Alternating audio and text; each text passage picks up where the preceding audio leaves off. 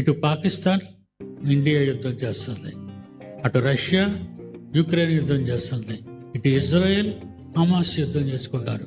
ఈ ఇద్దరు పోట్లాడుకుంటే వీళ్ళునే మానుతారంటే వీళ్ళు క్రైస్తవులైనా వీళ్ళు మానరు, క్రైస్తవులు కాకపోయినా వాళ్ళు మానరు.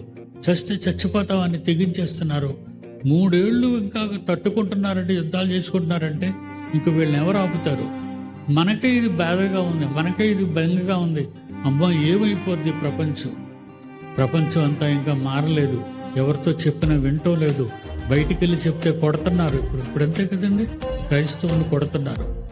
దేవుని పిల్లలారా, ఇప్పుడు కన్న తండ్రి ఎలా ఉంటాడు చెప్పండి? ఏమని అడుగుతాం? తండ్రి యుద్ధాలు మానిపోమని అడుగుతామా దేవుణ్ణి?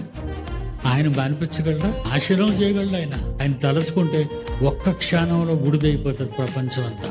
అలాంటిది ఆయన నాశనం చేయగలడు కానీ మార్చలేడు. మార్పు నీలో ఉంది, నీ హృదయంలో ఉంది, నీ ఆత్మలో ఉంది. నీ శరీరాన్ని మార్చడం